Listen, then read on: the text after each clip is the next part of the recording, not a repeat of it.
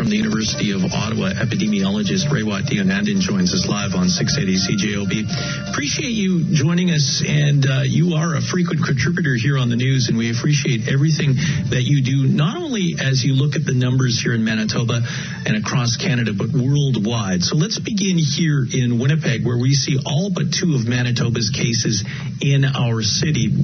I'm told that this is still travel-related, travel from within Manitoba, outside Manitoba, and people going to work not realizing they have COVID. So we've seen some closures of some very public places here.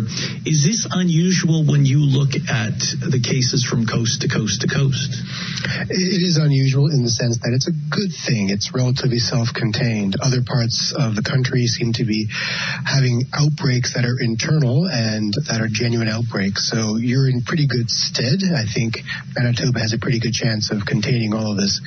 And what we're seeing across the world is a rolling wave of increasing cases. And this is kind of what we predicted back in the spring, that we'd have a relatively easier summer and this disease would reassert itself in the fall. So here we are. Buckle in. It's going to be an interesting next few months. So, Raywat, when you say buckle in, is this the start of the second wave that has been mentioned countless times beforehand? Well, there isn't really a second wave in the sense of a scientific second wave. But when we talk about waves, there is an assumption that there's something intrinsic about the virus that is seasonal, and there isn't. This is all about human behavior. So yes, there is a resurgence of the disease because of human behavior. And we have a number of things going against us right about now. We have the return of kids to school, and schools are pandemic accelerators.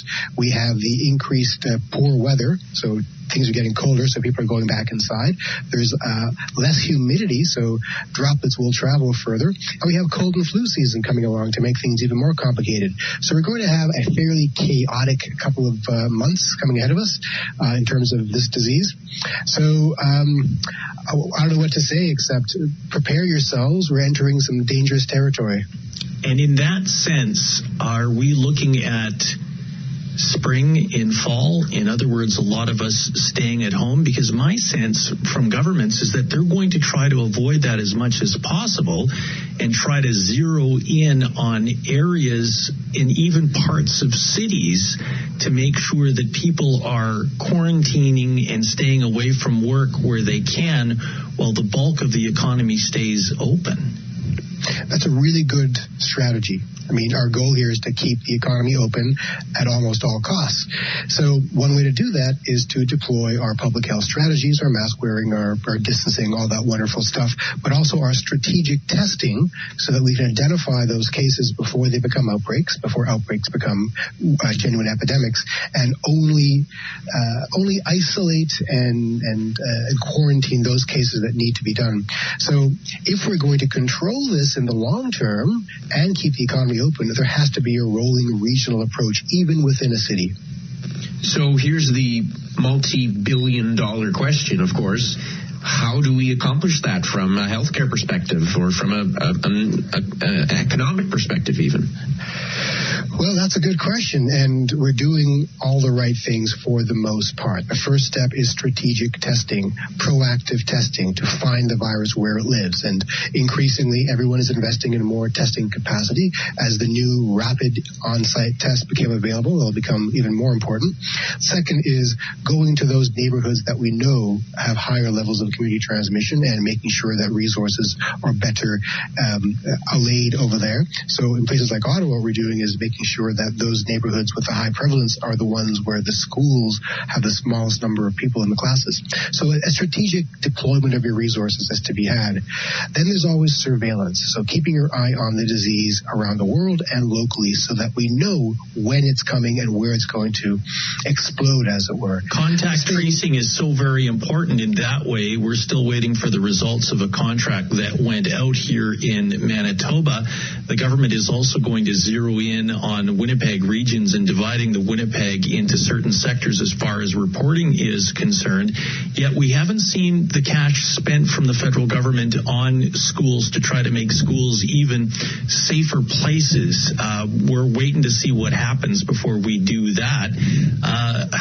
Some jurisdictions are waiting, others are being proactive. And I think what concerns me is that we're waiting a little bit too much in Manitoba. Yeah, most places are waiting too much. And what we're seeing here is, frankly, a failure of imagination and a failure of leadership in many parts of the country. And it's falling to the local professionals, the local leaders, the local public health units to pick up the slack, to put forth plans and to, cannibalize their own resources to make things happen. I've seen remarkable sacrifice and leadership come out of individual hospitals, for example, individual schools. And it's unfortunate that better leadership isn't coming centrally, whether it's from the federal government or various provincial governments, to make these things happen faster. I don't think people fully understand what's at stake and why we need to move quickly. Raywat, what are the consequences? And of course, we don't know everything here, so it's worth putting a big asterisk there saying, these are predictions after all. But what are the consequences if we don't have that central leadership and we don't have that strong direction?